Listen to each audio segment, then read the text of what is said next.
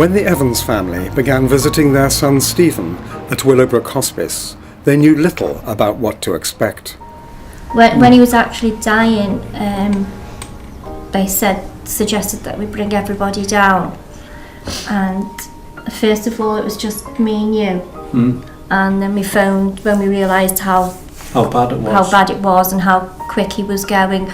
We got the family down. I know the hospitals are struggling with staff, but he wasn't a number. He was Stephen again. If I had the choice to end my days, it would be in a place like this. Yeah. Instead of a hospital bed. But you're not left alone for 1 minute. That's all I can say about it. You thought people went into a hospice and they died. That was it. You don't actually hear of any other information. You don't hear what the staff are like. It's hard to actually explain, really. This short film is about the people who work at Willowbrook Hospice and why they work there. It's also a film about ignorance of what a modern hospice actually does. I think the first problem really is probably the name hospice. It has all sorts of connotations, and people expect that you come into a hospice and very much you come in through one door and you leave through another door, and you come in and you die. And hospices years ago, that was what happened, and people would stay in a hospice for months and months and months, and then they would die here. The biggest problem is that people still have this belief that a hospice is where people come to die. And in fact, some of the newer hospices don't use the word hospice at all. They'll call themselves a specialist palliative care facility.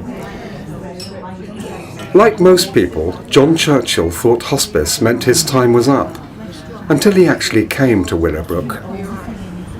And I was in hospital for about 3-4 weeks. And I thought that was the end of the line, definitely. Came in here. And I thought, well, I'm not going in no hospice. But they taught me so much about what I can do for myself and look after myself. Changes all your outlook. Tension in the rest of your body and letting it go.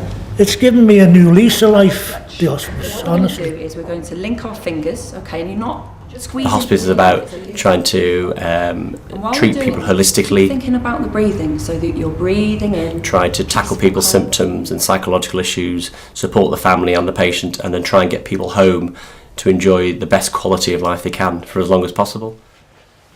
Palliative care at Willowbrook means treating the whole person, not just the patient. Tony has been living with cancer for several years now. So how are things? Taking the tablets. Right. Well, they don't seem to be doing nothing now. And your mood, how's that been? Keeping in good spirits. I've known him for 4 years nearly now, when his wife was expecting a baby, when he was diagnosed with terminal liver cancer. So I have a good relationship with Tony and his wife, who didn't come today, unfortunately. But so the pictures of the lung are clear, so there's no cancer on the lungs or anything like that. The problem is the cancer doesn't just affect Tony; it affects Tony's family and Tony's life and Tony's relations and his friends and his flat and his so it's not just the physical symptoms; it's the whole package. The problem for hospices like Willowbrook is that it's not just the general public who may fail to grasp the holistic nature of palliative care. It's often the medical profession itself. A lot of doctors, a lot of healthcare professionals who still see the hospice as somewhere where people come and die, and we give people morphine and that's all we do. And I think education of healthcare professionals and doctors, GPs, hospital consultants is a huge part of palliative care. It's not just the patients and the relatives. It's also okay, I want the scan. Do you want me to give you the results? Yeah. There has been a change. The lesions in the liver are slightly bigger, but only very slightly. And I think over the years, we've been open nearly 10 years now, and I think the role of the hospice in the community has changed. Obviously, before that, there was no hospice here, and suddenly in 1997, 1998, a hospice opened, and it was all as a learning curve for us all. So how does that make you feel? I thought I might have gone to the other side because with the other leg kicking off. And still there are some GPs, some hospital consultants who don't use the hospice. There are some who use us a lot and ring up for advice regularly, but there's still a significant number who don't use us because they think they're doing a good job, and I'm sure they are, but we are here to help people. tell you how thankful I am to them. Not just a building, the staff, unbelievable. I think that's what the problem is. People don't realise what they do. I know. I mean, I think they do the hardest job ever.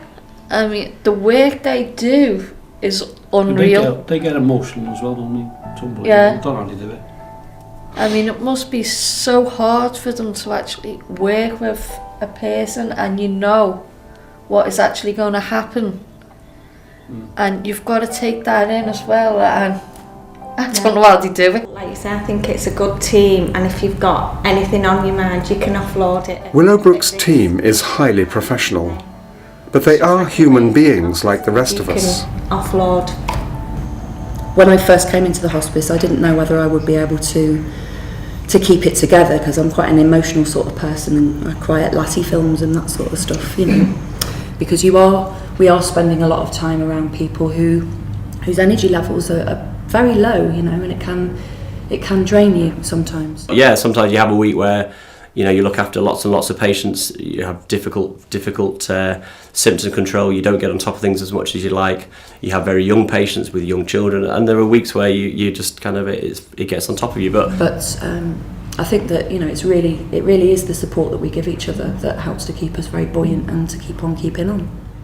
What you need to do is have ways of coping outside of work. And I mean, I have lots of things that I do outside of work. I have a young family, I'm a keen runner, I run 25, 30 miles a week, and that's the way I de-stress. I have a very nice sports car, I drive with the top down, and that helps me on the way home.